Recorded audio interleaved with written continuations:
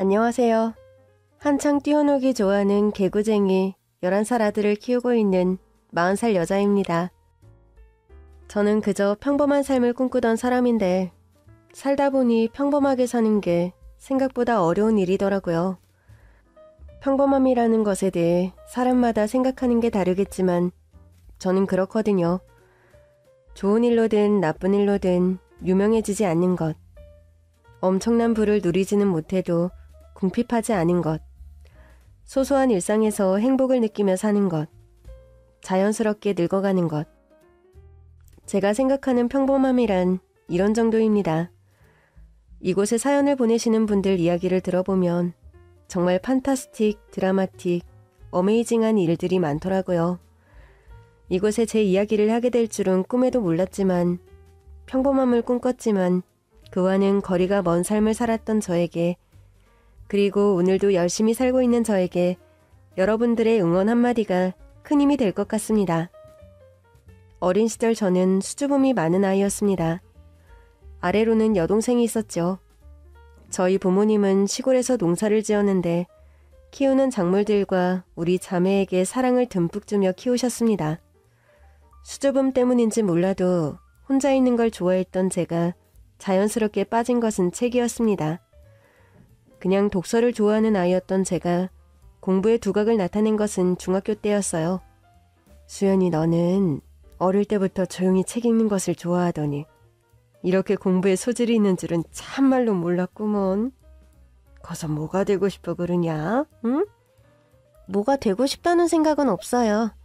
그냥 할 게 공부밖에 없으니까 공부하는 거지.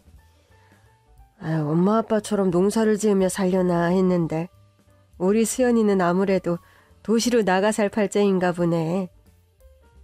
그래도 내가 소시적에는 공부 좀 한다는 소리를 들었지. 수연이가 아빠 머리를 닮은 거요? 뭔 소리래요? 자식 머리는 엄마 닮는다는 소리 못 들어봤대요.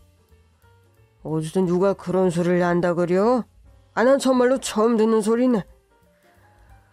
누구를 닮았던 간에 아가 재능이 있은게 있으니까 뒷바라지하는 게 부모가 해야 할 일 아니어요. 그럼 농사지어서 먹고 사는 것도 감사하지만서도 또 우리 딸들 앞날을 생각하면 허벌나게 일을 해야 하는 거요. 그려 안 그려? 그려요. 태어나 자란 곳이 온통 논밭뿐인 시골이라 정말 달리 할 게 없었습니다. 가을밤에 창밖에서 귀뚤귀뚤 귀뚜라미 우는 소리가 울리는 가을밤을 참 좋아했어요. 마음도 왠지 차분해지고 감수성도 풍부해져 괜히 시한구절 끄적거리며 지냈던 사춘기 소녀 시절이 엊그제 같은데 참 세월이 빠르다는 걸 느낍니다. 학원 같은 것도 다니질 않았고 학교 공부에 충실했거든요. 수능을 잘 보게 되었고 서울에 있는 대학에 합격을 했죠. 태어나 처음으로 부모님과 떨어져 서울에서 혼자 살게 되었습니다. 처음에는 기숙사에서 생활을 했는데 2년 뒤 2살 아래 여동생 역시도 대학에 합격을 해서 서울로 올라왔고 방을 얻어 둘이 함께 지냈어요. 결혼을 하기 전까지 쭉 여동생과 함께 살았습니다. 여동생은 저와 달리 밝고 쾌활한 성격이었거든요. 그래서인지 서울에 와서 정말 잘 지내더라고요. 정말 나는 대학도 대학이지만 꼭 합격해서 서울에서 살아야지? 그것 하나만 생각하면서 공부했다니까. 엄청난 동기부여가 됐지. 그리고 결국 해냈어. 그래, 장하다. 서울에서 사는 게 그리 좋니? 당연히 좋지. 맨 보이는 게 논밭밖에 없는 시골에선 할 게 없잖아. 어릴 때야 뛰노는 재미로 지냈다지만 고등학교 올라갔을 때부터 내 마음은 이미 서울로 유학을 와 있었다니까. 언니는 서울 안 좋아? 그냥 뭐 복잡스럽지. 정신없고. 언니는 꽃다운 22살인데 꼭 말하는 걸 보면 무슨 할머니 같다. 시골서 사는 게 좋으면 비싼 학비 내고 서울에 있는 학교는 못하러 다닌대. 엄마 아빠 도와서 농사 짓고 사는 게 꼭 잘 맞을 것 같은데. 하긴 그러기엔 언니가 머리가 너무 똑똑하고 그동안 공부한 게 아깝기는 하지. 내가 시골서 사는 게 좋다고 한 것은 아닌데. 그냥 시골에 비해 서울이 복잡한 것은 맞잖아. 어디에 사는 것이 뭐가 중요하냐? 어차피 인간은 환경에 적응하는 동물이라 다 살게 되어 있어. 아, 진짜 애늙은이. 나 오늘 수업 끝나고 동기들이랑 모임 있어서 늦어. 너는 여기가 무슨 여관방이냐? 집에서 잠만 자고 어째 집에 붙어있는 시간이 없어. 시간이 당연히 없지. 대학 공부도 공부지만 시간 쪼개서 열심히 놀기도 바쁜데. 언니야말로 맨날 집에만 있지 말고 사람도 만나고 해. 언니 혹시 아웃사이더야? 학교에 친구 없어? 책이 내 친구다. 책만 있으면 돼. 아유, 책이랑 좋은 시간 보내시고요. 언니도 저녁 챙겨 먹어. 성격이 정반대라 투닥투닥하기는 했지만 2살 아래 동생과는 친구처럼 지냈습니다. 부모님은 저희 자매가 사는 집에 가끔 오셨습니다. 반찬과 과일 같은 걸 한가득 싸들고 오셨죠. 또 방학이면 동생과 함께 본가에 내려가 지내기도 했었고요. 제가 혼자 지낼 때보다 여동생과 함께 사니 부모님 마음이 훨씬 편했던 것 같아요. 무난하게 대학 생활을 마쳤고 졸업을 하고 취업 전선에 뛰어들게 되었습니다. 자기소개서 작성과 이력서, 할 게 많아서 바빴던 저에 비해 졸업까지 여유가 있는 동생은 열심히 노느라 바빴죠. 언니, 취업 준비 힘들지? 아, 언니 모습이 곧 내 모습이겠지. 그때 가면 진짜 바쁠 거니까. 지금 더더욱 열심히 노려야겠다. 아, 여태껏 그리 놀았는데 지겹지도 질리지도 않니? 노는 게 질릴 수는 없지. 내 꿈은 불로소득인데 그러면 평생 놀면서 지낼 수 있을 텐데. 아무래도 이번 생에는 틀린 것 같아. 언제 철들래, 너는? 응? 언니 집중해야 하니까 방해 말고 나가서 놀아. 언니는 잘 될 거야. 취업해서 월급 받으면 나 맛있는 거 많이 사줄 거지? 용돈도 주고? 아유, 다 해주고 싶다. 해줄 테니 일단 취업이 되면 좋겠네. 언니같이 성실하고 책밖에 모르는 사람 안 뽑으면 어떤 사람을 뽑는데? 회사 가면 딱 일만 할 사람인데. 왜 언니 같은 사람을 못 알아보나 몰라. 사실 고등학교 때 공부도 대학도 무난했는데 취업이라는 걸 준비하며 인생 첫 난관에 부딪혔다는 생각이 들었어요. 서류 통과는 했지만 매번 면접에서 미끄러지고 말았습니다. 사실 면접에서는 좀 적극적이고 밝고 그래야 하는데 원래가 차분하고 말수가 없다 보니 저한텐 면접이 정말 쥐약이더라고요. 그래도 노력하고 연습하면 안 되는 게 없다고 생각했고 취업을 같이 준비하는 사람들의 모임에 나가 꾸준히 면접 연습을 했습니다. 그리고 어렵게 한 회사에 합격을 할 수 있었습니다. 언니 축하해, 합격! 대학 합격한 것보다 더 기뻐? 아, 너무 힘들게 들어간 거라 비교가 안 된다. 이제 언니 어엿한 사회인이네? 엄마 아빠한테 말했어?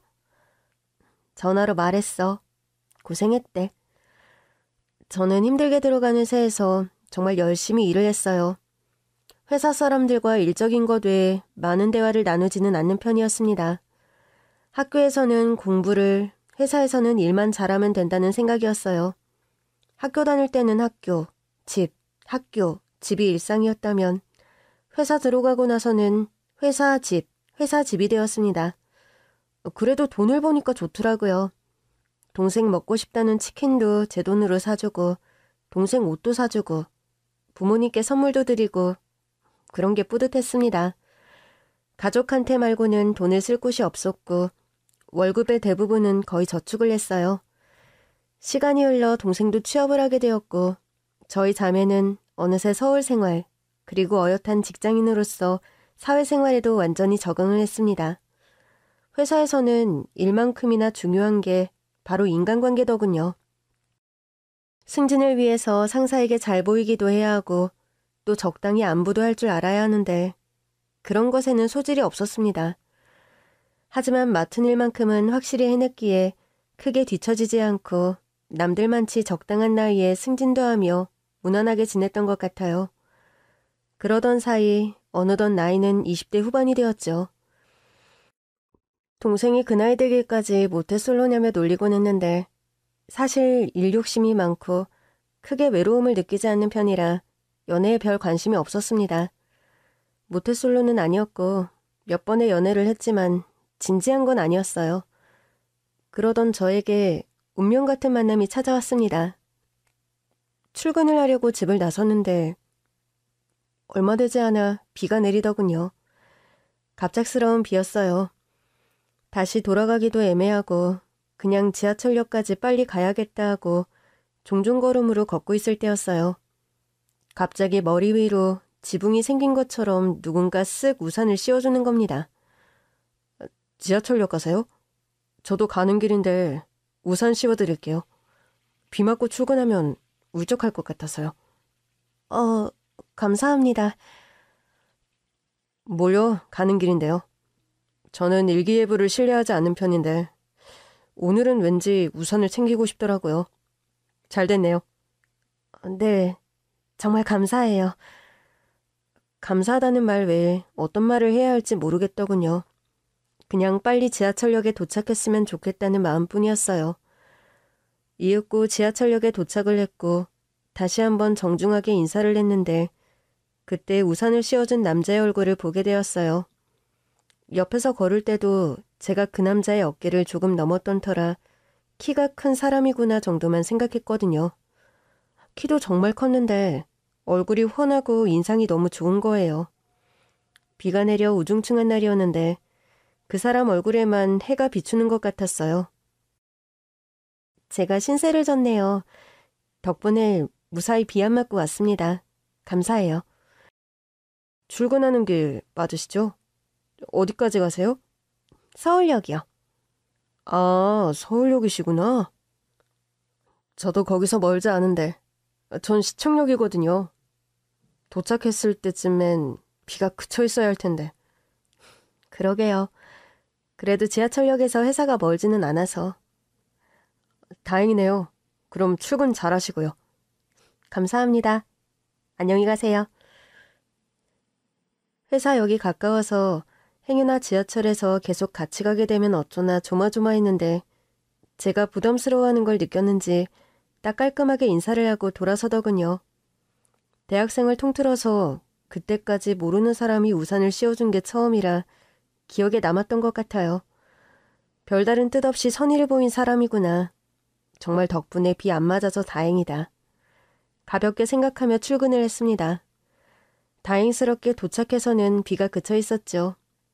회사에 가서는 업무 모드가 되어 열심히 일에 집중을 했습니다. 그리고 퇴근 시간, 오늘도 동생은 늦게 온다고 하니 또 혼자서 저녁을 먹어야겠구나. 뭘 먹어야 하나 생각을 하며 지하철을 탔어요. 지하철에서는 주로 책을 읽었습니다. 운이 좋아 앉아서 간다면 더할 나위 없이 독서하기 좋은 시간이었죠. 한참 책을 읽다 보니 집 근처 역이었고 내리자마자 곧장 계단으로 향했습니다. 그때였어요. 안녕하세요. 우리 아침에 봤었죠?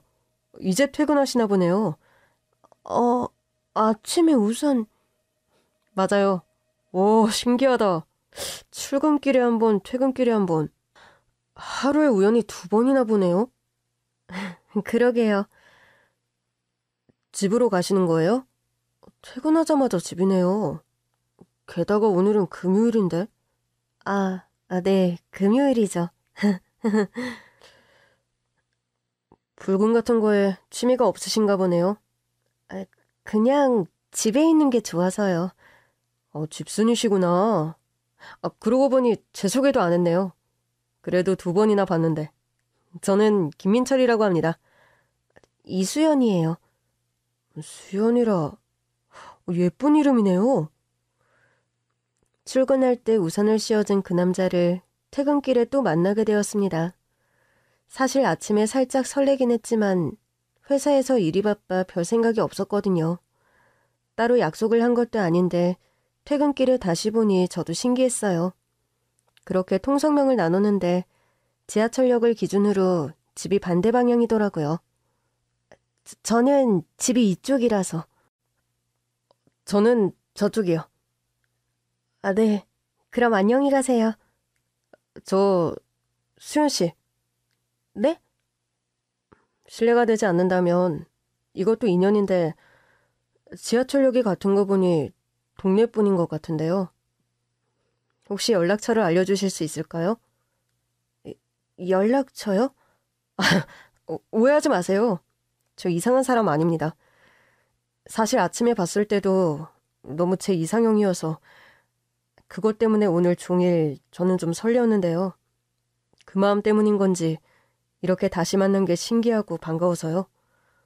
동네가 같기는 해도 또다시 이렇게 마주칠 수 있을까 그런 생각도 들고. 알려드릴게요. 갑자기 횡설수설하며 부끄러움을 타는 모습이 꽤나 귀엽게 느껴졌던 것 같았어요. 대학교 이후에 그렇게 번호를 물어보는 사람도 오랜만이라서 저는 흔쾌히 번호를 줬습니다. 그리고 그날 집에 들어가서 밤늦게까지 메시지를 주고받았어요. 저는 정말 말이 없는 편이었는데 그 사람이 마음을 편안하게 해주고 제가 이야기를 할 수 있도록 잘 이끌어주는 그런 느낌을 받았습니다. 늦었는데 이만 자야겠네요. 그러네요. 좋은 밤 되세요. 저 그런데 내일 주말이잖아요. 주말에 뭐 하세요? 바쁘신가요? 저의 주말은 집에서 제대로 쉬는 날 그 이상 이하도 아니었죠. 별다른 일 없이 집에서 그저 쉬는 게 계획이었는데 왠지 그렇게 솔직히 말하기가 좀 그렇더라고요. 망설이고 있는 사이 다시 메시지가 왔어요. 집순이라고 하셨으니까 집에서 쉬실 계획이시죠? 집에서 편히 쉬시고 혹시 저녁에 맛있는 거 먹고 싶으면 같이 저녁 드실래요? 이 근처에도 맛있는 집 많거든요. 좋아요. 그 다음날 저녁을 같이 먹게 되고 그게 데이트가 되어버렸죠. 저녁을 먹고 차를 마시는데 처음에 느낀 것처럼 말이 잘 통한다는 느낌이 들었습니다. 이제껏 제가 만났던 남자들은 헤어질 때 비슷한 말을 했거든요. 너무 무뚝뚝하다, 재미가 없다, 애교가 없다, 등등. 그게 원래 제 성격인데 그런 걸 모르고 만난 건지 만나면서 변할 거라는 기대를 한 건지 모르겠지만 다들 비슷한 말을 하기에 내 성격 자체가 문제인 건가 하는 생각을 한 적도 있었어요. 그런데 이 사람은 저의 그런 성격을 그런 면이 참 좋다고 하더라고요. 이제야 고백하는 건데 어제 퇴근할 때요. 사실 지하철에서부터 수현 씨를 봤어요. 지하철 안에서요? 와, 그렇게 시끄러운 지하철 안에서 어떻게 그렇게 책에 집중을 하세요? 정말 고개 한 번 안 돌리고 책에 푹 빠져 계시던데. 아, 지하철에서 달리 할 게 없어서요. 취미가 독서인가 봐요? 네, 어릴 때부터 책을 좋아했어요. 정말 지적이시다. 왠지 제가 배울 점이 많은 것 같네요. 연애를 하고 나서 제 어떤 면이 좋은지 물어본 적이 있었거든요. 바로 대답을 하더라고요. 차분하고 말수가 적고 생각이 깊은 것 같아. 그런 점이 너무 좋아. 오해하지 말고 들어. 비교를 하는 건 아닌데 어쩔 수 없이 예전에 만났던 사람들이랑 어떤 점이 다른지 또 어떤 게 좋은지 생각을 하게 되잖아. 이제까지 내가 만났던 여자들은 많지는 않아. 그러니까 연애 경험이 많지는 않은데 아무튼 좀 어리고 막 너무 기대려고 하고 애교가 많고 뭐 그런 타입이 많았거든. 수연이 너는 완전히 달라. 그리고 그 점이 무척 좋아. 그래? 보통 남자들이 그런 거 좋아하지 않나? 좀 보호 본능 일으키는 타입? 애교도 많고 사근사근하고. 나는 성격이 그러지 않은데 이제껏 만났던 사람들은 나한테 그런 점이 없어서 아쉽다고 하더라고. 그러니까 내 생각에 다 인연은 따로 있는 것 같아. 나는 만나면서 상대방을 바꾸려고 하는 건 옳지 않다고 생각하거든. 있는 모습 그대로를 사랑하고 아껴줘야지. 자기 입맛에 맞게 바꾸는 건 아닌 것 같아. 그리고 나는 수연이 지금 네 모습이 좋아. 정말? 있는 모습 그대로를 좋아해줘서 고마워. 정말 집신이 제 짝이 있다더니 그 말이 맞구나. 그런 생각이 들었어요. 이전까지 다른 남자들이 아쉬웠다고 했던 제 성격, 자꾸 나를 입맛에 맞게 바꾸려고 했던 사람과는 달리 그냥 제 성격과 제 모습 자체가 너무 좋다고 한 남자였으니까요. 그리고 만난 지 3개월이 되었을 때 그 남자가 저한테 결혼을 하고 싶다고 하더라고요. 이 남자가 좋았지만 아무리 그래도 연애 3개월 만에 결혼이라니 너무 이른 게 아닌가 싶었어요. 나 이 정도로 확신을 느낀 적이 없어. 수연아, 나는 정말 네가 좋아. 물론 나이가 들고 겉모습은 너도 나도 변해가겠지만 그건 자연스러운 거니까. 그 나이 들어가는 과정을 함께하고 싶어. 나와 결혼해줄래? 선뜻 답을 하기 어려웠지만 이렇게 나를 좋아해주는 사람을 또 만날 수 있을까? 이렇게 잘 맞는 사람이 또 있을까? 그런 생각이 들었어요. 긍정적인 방향으로 생각을 한 뒤 결혼하고 싶은 사람이 있다고 동생 부모님께 말씀을 드렸는데 다들 엄청 놀라더라고요. 언니, 오늘 만우절이야?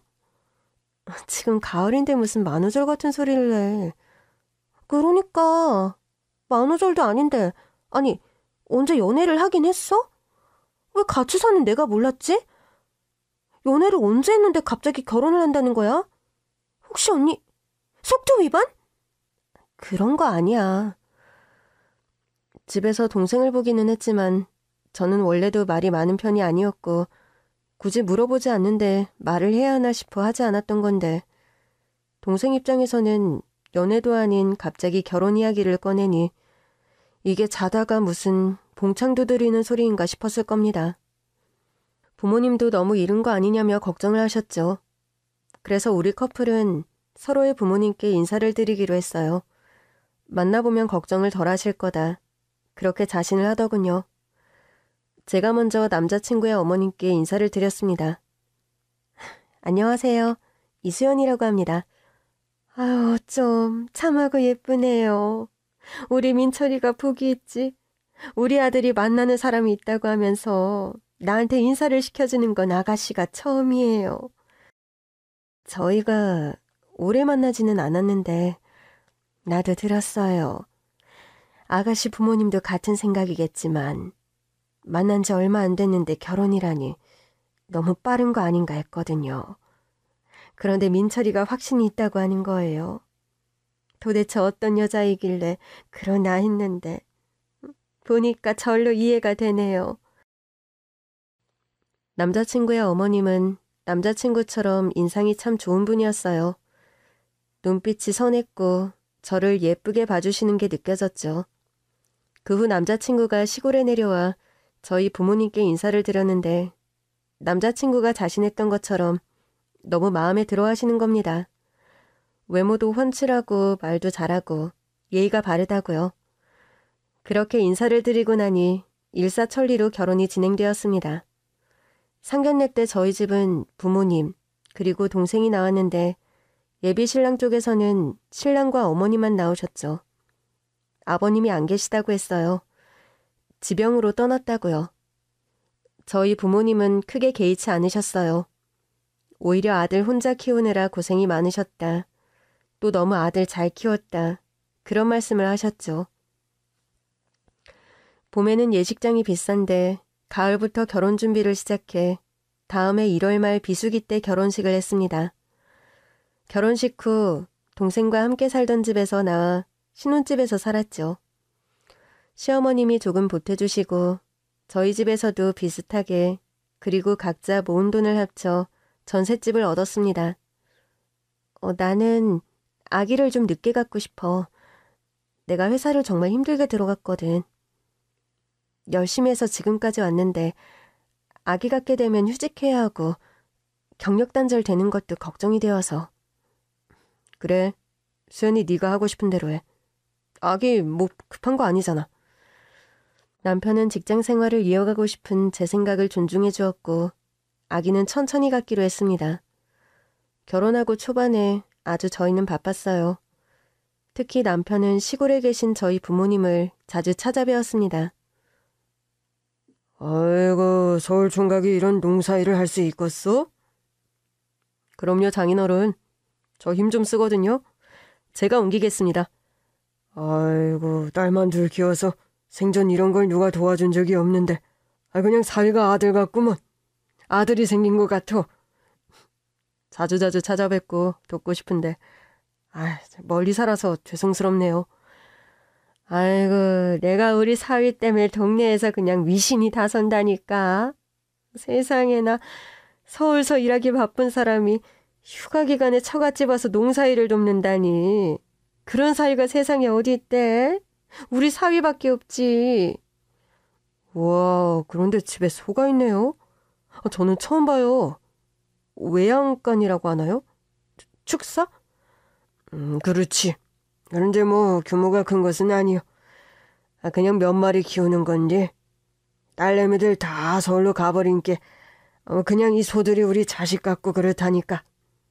어디 우리 소들한테 염을 한번 줘볼려? 이 건초술에 가져가면 되는 거죠? 이런 건 처음이라 너무 신기하고 재밌네요. 명색이 신혼부부인데 휴가 기간에 처갓집 농사일을 돕는 남편이었어요. 시골에서 살아본 적이 없어서 모든 게 신기하고 즐겁다고 하더군요. 땀을 뻘뻘 흘리면서도 표정은 좀 찡그리지 않고 시종일관 넉살 좋게 지내니 저희 엄마 아빠가 안 좋아할 수가 없었네요. 정말 결혼을 잘했다는 생각이 들었습니다. 결혼할 때 아기는 천천히 갖겠다고 했는데 부부 사이가 좋다 보니 계획과 달리 결혼한 지 1년이 되었을 때 저는 임신을 하게 되었어요. 저희 생각 계획보다 빠른 거였죠. 하지만 혼자도 아니고 가정을 이뤘는데 뱃속에 생긴 아기를 안 낳을 이유가 없었습니다. 게다가 항상 다정하고 가정적인 남편이었기에 아기를 낳아도 괜찮겠다는 믿음이 있었어요. 육아도 함께하고 잘 도와줄 거라는 믿음이요. 만삭 전까지 회사를 다니다가 휴직을 하고 아기를 낳았습니다. 남편과 저를 반씩 닮은 아들이었어요. 엄마가 되다니 결혼하기 전에는 아기 키우는 여자들 보면서 정말 대단하다, 나는 못할 것 같다 이런 마음이었는데 또 닥치면 다 하게 된다는 어른들 말씀이 맞는 것 같더라고요. 10달을 품고 낳은 아들이 그 무엇보다 소중했고 회사에서 그동안 쌓은 경력이며 휴직, 이런 게 하나도 아깝지 않다는 생각이 들었습니다. 그리고 가능한 아기가 어릴 때는 엄마랑 같이 있는 게 좋으니 형편만 된다면 아이가 4살, 5살 때까지는 온전히 육아에 집중하고 싶은 마음이었습니다. 나도 그게 제일 중요한 것 같아. 너무 어릴 때부터 남한테 맡기는 게 마음에 안 놓여서. 돈은 내가 열심히 벌 테니 우리 여보는 육아에 집중해. 아기 키우는 게 쉬운 게 아닌데 정말 우리 여보가 고생이 많지. 우리 민우 좀 크고 내가 다시 일할 때까지 시간이 걸리니까 아끼면서 살자. 나도 노력할게. 당신이랑 민우 그런 돈 걱정 안 하게 내가 정말 열심히 할게. 고마워 여보. 아들이 2살이 될 때까지는 정말 행복했습니다. 내가 늘 꿈꾸던 삶을 살고 있는 것 같았고 정말 평범한 일상 그 자체였어요. 그런데 아들이 2살이 지났을 무렵 남편의 행동이 조금씩 달라지는 걸 느꼈습니다. 왜 이렇게 늦었어? 오늘 일이 좀 늦는다고 내가 말 안 했나? 낮에만 해도 그런 말 없었잖아. 바빠서 연락하는 걸 잊었어. 너도 알잖아. 회사에 있으면 정신없는 거. 아무튼 요즘 프로젝트 기간이라 좀 많이 바빠. 종종 늦을 거야. 피곤하다. 나 먼저 씻고 잘게. 여보, 민우 좀 봐야지. 당신 하루 종일 밖에 있었는데 민우 안 보고 싶었어? 보고 싶었지. 근데 너무 피곤해. 민우야, 엄마랑 잘 놀았어? 아빠가 열심히 일해야 우리 민우 키우지. 기저귀값, 이유식값, 모든 게 다 돈이야, 돈. 그래서 아빠가 바쁘니까 민우가 이해해. 알겠지? 당신 애한테 무슨 말을 하는 거야? 애가 그 말을 알아들어? 그냥 넋두리 좀 한 거 가지고 왜 그래? 네 말처럼 어차피 알아듣지도 못하는데 이런 말 좀 하면 어때서? 됐다 됐어. 피곤하다. 씻고 잘게. 너도 민우 얼른 재워. 회사 일이 바쁘다는 핑계. 집에 와서 애기와 놀아주기는커녕 대충 애기 얼굴 한번 보고 씻고 자는 게 일상이 되었어요. 신혼 초에 남편을 생각하면 정말 3년 사이 사람이 완전히 달라진 것만 같았죠. 그 모습을 믿고 애를 낳아도 괜찮겠다, 같이 잘 키울 수 있겠다 생각을 한 거였는데 갑자기 딴 사람이 된 것 같은 모습에 무척 당황스러웠습니다. 기본적인 육아 참여 이야기를 하면 늘 돈 버느라 고생하는 자기 자신, 희생하는 자기 자신으로 이어지더라고요. 집안일이야 집에 있는 사람이 하는 게 당연하다고 생각을 했기 때문에 집안일 부탁을 한 적도 없었습니다. 하지만 육아는 다른 거잖아요. 애를 저 혼자 낳는 것도 아니고 자기 자식인데. 아기 돌보는 것도 직장 안 다니고 집에 있는 제가 하는 게 당연하다는 식으로 말을 하더라고요. 그렇게 다툼이 잦아졌고 어느 순간부터 저 역시도 그렇게 싸우는 게 피곤하게 느껴져 거의 말을 하지 않고 지냈습니다. 그러던 어느 주말 남편이 웬일로 외출을 안 하고 집에 있는 겁니다. 늘어지게 낮잠을 자더군요. 아기도 잠이 들어 조용조용히 집안을 정리하고 있었는데 남편 서재 노트북이 켜져 있었어요.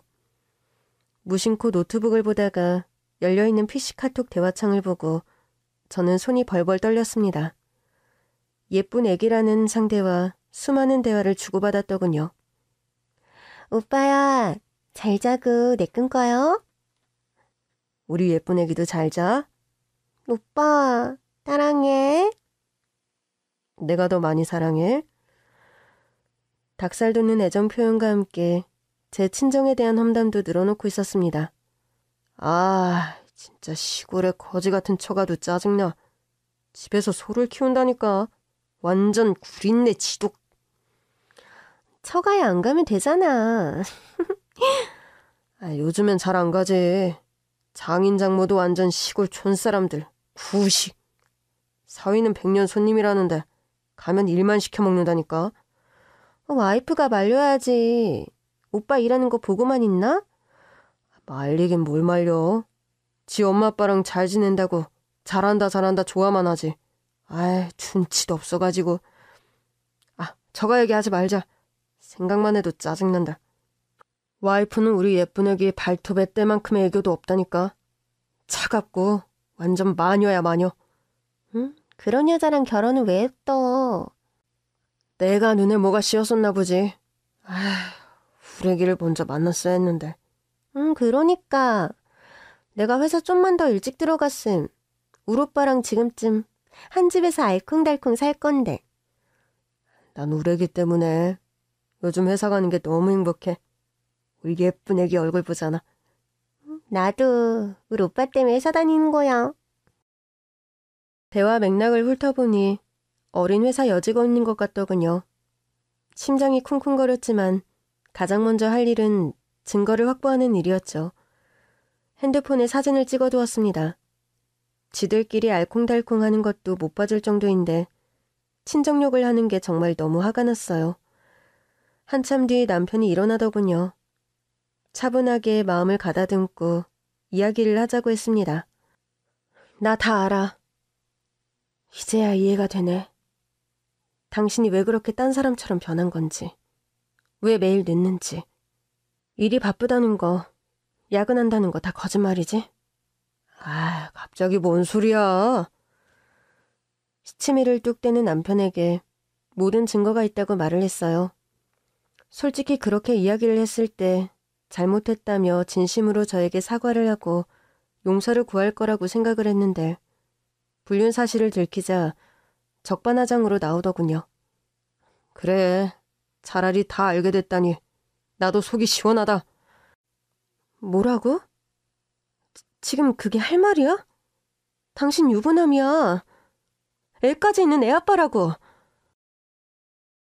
나도 그래서 괴롭다, 괴로워. 인생은 타이밍, 사랑도 타이밍인데 왜 너를 먼저 만난 건지 너무 후회스럽다. 사랑? 지금 그 여자를 사랑한다는 거야? 사랑해. 그 여자를 만나고 나서야 내가 어떤 사람인지, 내가 어떤 사람을 좋아하는지 제대로 알게 됐어. 넌 아니야. 그리고 생각해봤는데 인생 길잖아. 사랑하지도 않는데 억지로 견디고 참으며 사는 건 좀 미련한 것 같아. 뭐? 너도 안 행복하잖아. 요즘 시대 이혼이 뭐 대수라고. 각자 인생 살자. 그게 결혼한 사람이 애 아빠가 할 말이야? 어떡하라고. 사랑에 빠진 게 죄는 아니잖아. 내 진짜 사랑을 너무 늦게 만난 게 나의 유일한 불운이야. 하지만 그 여자로 인해 불행이 행복으로 변했어. 그 말을 끝으로 남편은 간소한 짐을 챙겨 집을 나가버렸습니다. 저렇게 당당할 수 있을까요? 너무 억울하고 화가 나니 눈물도 나질 않더군요. 곧장 여동생과 친정에 사실대로 말을 했어요. 이혼을 할 거라고요. 그리고 시어머니께 알렸는데 시어머님이 집으로 달려와 제 앞에서 무릎을 꿇으시더라고요. 애야, 제발, 응? 이혼만은 이혼은 아니야. 민우가 아직 어리지 않니? 응? 어머님, 그 사람이 집 나가기 전에 한 말, 저 다 녹음했어요. 들어보실래요? 어머님이라면 이런 말 듣고 계속 사실 수 있어요? 전 못해요. 민우요? 사람 같지도 않은 인간이랑 같이 산들 애가 뭘 배우겠어요? 저런 아빠라면 없는 게 나아요. 민우 생각해서 제발, 응? 이혼만은. 어머님, 저한테 이러실 게 아닌 것 같네요. 아예 작정하고 들키고 싶은 사람처럼 다 끝낼 작정으로 행동한 건 어머님 아들이에요. 저는 바로 변호사를 구했습니다. 증거가 워낙 확실하니 당연히 유책 배우자는 남편이었죠. 상간녀 소송, 위자료, 매달 양육비 다 책정해서 전달을 했는데 아주 순순히 다 해주겠다고 하더라고요. 원하는 대로 하라고요. 상간녀가 물어야 할 돈도 자기가 낼 거고 그냥 낼 거 다 내고 빨리 끝내는 게 자기가 바라는 일이라고 했습니다. 그리고 살던 집에서 자기 짐을 다 빼서 나갔어요. 남편 짐을 다 뺀 집에서 아무것도 모르는 어린 아들을 보는데 그제서야 눈물이 났습니다. 몇 개월 뒤 할 수 있는 건 다 했고 이제 이혼 서류에 도장 찍을 일만 남았는데 갑자기 남편 놈이 연락 두절이 되더라고요. 아무리 해도 연락이 되질 않고 시어머니 전화도 안 받는다기에 회사로 찾아갔는데 기가 막힌 소식을 들었습니다. 남편이 회사를 그만뒀다고 하더라고요. 찐사랑이니 인생의 행복이니 다 정신 나간 잡소리라고 여겼는데 정말 인생을 걸 만큼의 사랑이었을까요? 남편은 상간녀와 함께 한국 생활을 정리하고 해외로 도망을 갔습니다.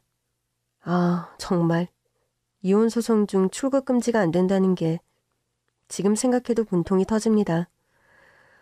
위자료, 상간녀 손해배상, 양육비 하나도 책임을 안 지고 그대로 날라버린 남편과 상간녀. 정말 너무나 모멸감이 들고 서류상으로라도 그 인간과 이어져 있는 게 너무 불쾌해서 혼자 이혼을 마무리 지었어요. 남은 것은 남편과 살던 집, 그리고 우리 아들뿐이었네요. 아파트였기에 저는 그 집을 팔고 아들과 함께 이사를 갔습니다. 그렇게 이혼이 마무리된 뒤 시어머니께 연락이 왔어요. 솔직히 지금 어머님 뵙고 싶지가 않네요. 드릴 말씀도 또 듣고 싶은 말도 없습니다. 내가 죄인이다. 미안하다, 애미야. 그래도 민우가 있잖니. 응? 너 민우 키워야 하잖아. 양육비가 얼마였는지 모르겠지만 내가 할 수 있을 때까지는 민우 양육비 보낼 테니 계좌번호나 알려줘라. 당연히 이런 걸로 용서를 받을 수 있다고 생각 안 한다. 하지만 최소한의 책임은 져야 하는 거 아니겠니?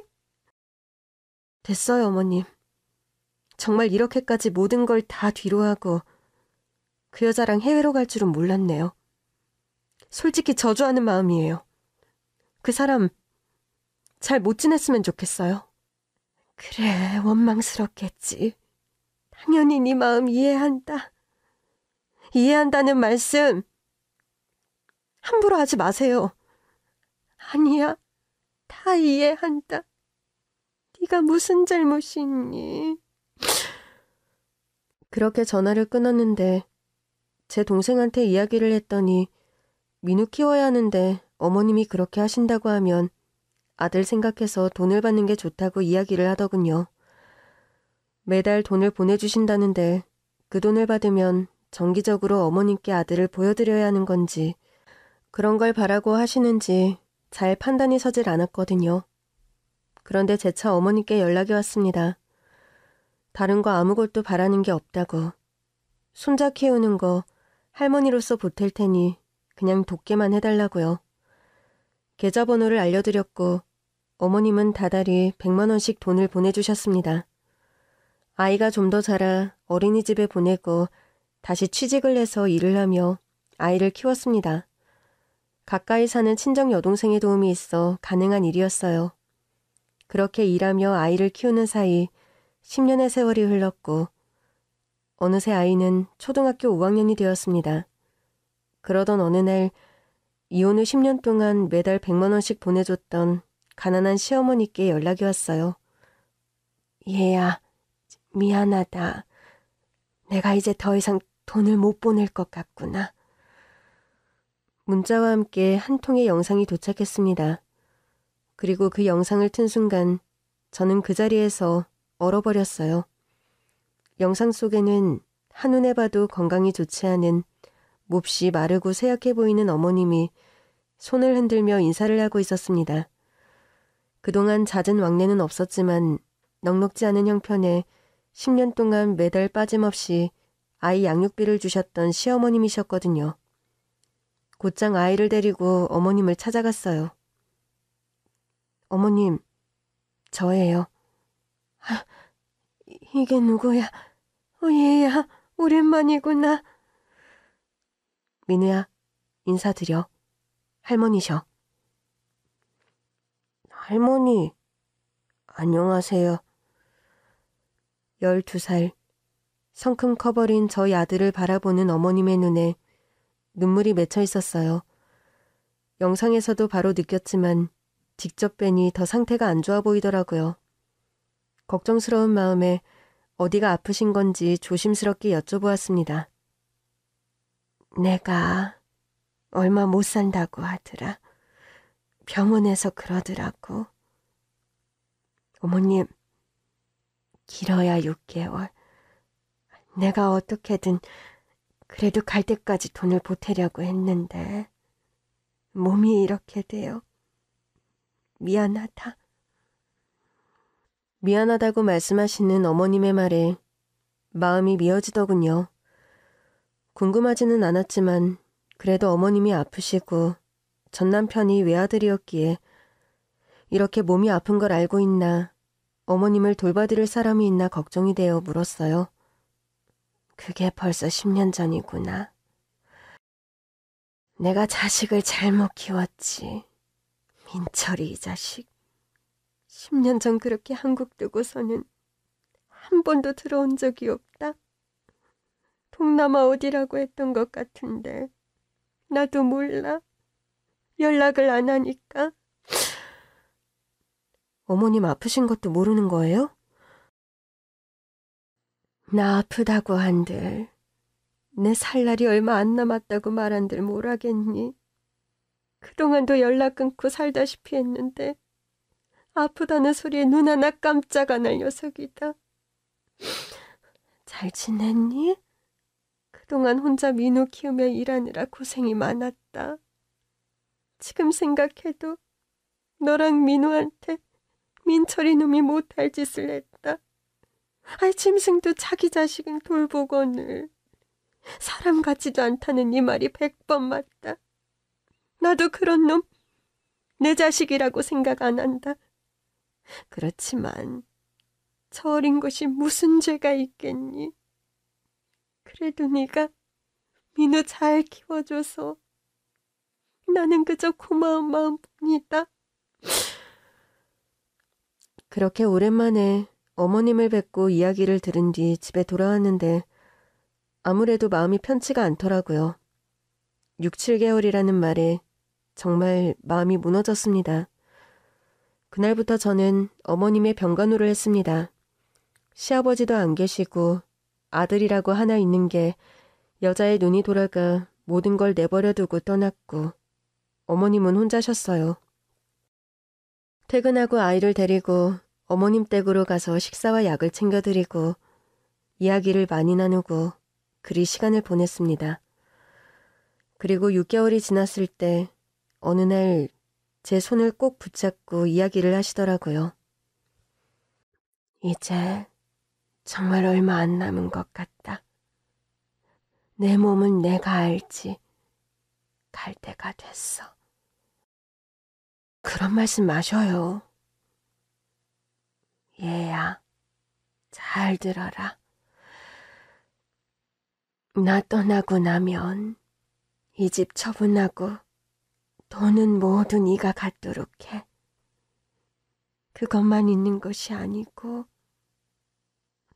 내가 얼마 전에 알게 된 사실인데 나한테 돈이 들어왔다. 꽤 큰 돈이야. 그것도 너한테 다 줄 거야. 증여를 하려고 한다.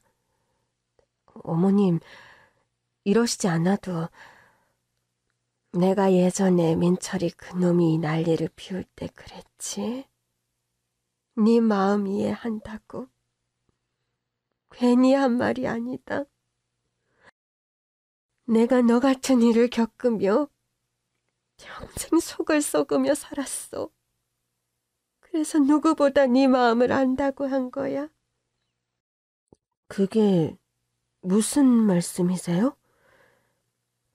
어머님이 그동안 하지 않았던 이야기를 해주셨습니다. 결혼할 당시 일찍 세상을 떠났다고 했던 시아버지에 대한 이야기였죠. 시아버지는 전 남편이 초등학생이었을 때 집을 나갔다고 합니다. 딴 살림을 차렸지.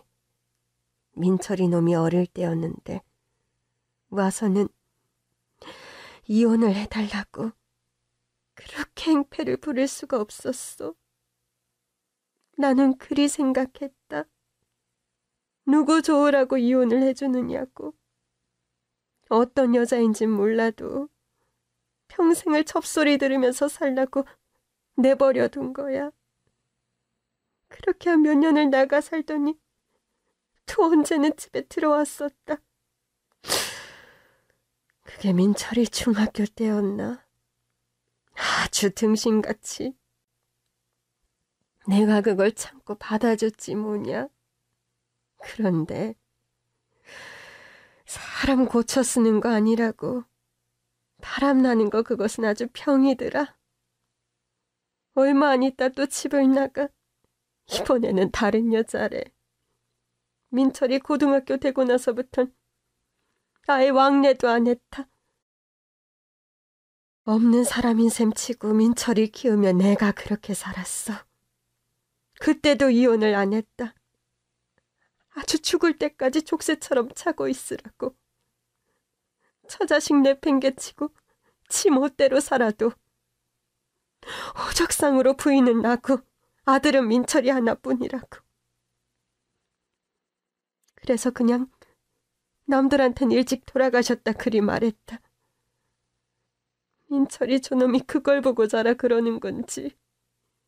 나는 처자식 안 돌보고 딴 살림 차리는 놈, 이름만 남편이 놈을 묶고 두고서 평생을 속을 끓인 사람이야.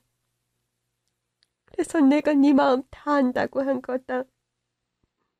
민철이 놈이 결혼한다고 할 때 지 아버지처럼은 되지 말아야 하는데 내가 속으로 빌고 빌고 또 빌었다. 1년, 2년간은 아주 너한테도 잘하고 사돈댁에도 잘한다고 해서 그래도 저놈이 지 애비 없이도 제대로 걷구나 했는데 어쩌면 하는 짓이 꼭 지 애비랑 꼭 닮았니. 지 애비보다 더하지. 아주 해외로 날라버렸으니. 그런데 얼마 전에 민철이 아버지 그 양반이 세상을 떠난 모양이야. 서류상으로 내가 아내이니 보험금이며 하는 재산을 내가 받게 된다고 하더구나. 아들 몫으로도 그게 가는지는 모르겠다만 어차피 그놈이야 한국에 없지 않니. 내 몫으로 온 것은 다 너랑 민우한테 상속할 테니 걱정하지 마라. 민우가 아직 어리지 않니? 너희 형편에 보탬이 되어 민우가 잘 자라고 네가 행복하다면 난 정말 바랄 게 없다. 정말 그 아버지의 그 아들이라는 말이 꼭 맞더라고요. 여자 한 명도 아니고 여러 여자와 살림을 차리고서 동거를 이어가다 세상을 떠났다는 시아버지. 꼭 그런 것을 닮아 같은 길을 밟은 아들. 왜 그런 남자를 못 알아봤느냐고 누군가 말할지 모르겠지만 정말 결혼하고 민우 2살 되기 전까지는 세상에 둘도 없는 애처가였거든요. 그런 인간이 하루아침에 그리 달라질 거라고는 상상조차 못했던 일이었습니다. 지나간 일이니 이제는 원망도 없고 그저 하루하루 아들만 보며 살았는데 어머님의 뜻은 확고했습니다. 모든 걸 아들이 아닌 저에게 증여한다는 것이었어요. 그렇게 묻어두었던 긴 이야기를 하고 몇 주 뒤 어머님이 병원에서 눈을 감으셨습니다. 그 전날부터 너무 고통을 호소하시기에 바로 119를 불러 병원으로 갔거든요. 그래도 홀로 외롭게 떠나지 않으셔서 임종을 지킬 수 있어서 다행이라는 생각이 들었어요. 떠나신 뒤에는 어머님의 고향에 모셨습니다. 그리고 해가 지났습니다. 사람은 끝맺음이 좋아야 한다고 하는데 제가 맺음을 잘 지은 건지 모르겠네요. 아프신 걸 확인하고부터는 간병하며 가까이 모셨지만 그 시간이 너무 짧았던 것만 같아서요. 전 남편한테 받은 상처가 너무 커서 어머님에 대해서도 원망의 마음이 컸던 지난 시간들이었는데 그래도 마지막에 곁을 지켜드린 게 그래도 잘한 일 같다는 생각이 듭니다. 아들을 재우고 여기에 그간 겪은 긴 일들을 털어놓습니다. 평범함이라는 게 참 어렵지만 그래도 아들을 잘 키워보고자 다짐을 하며 제 이야기를 마칩니다.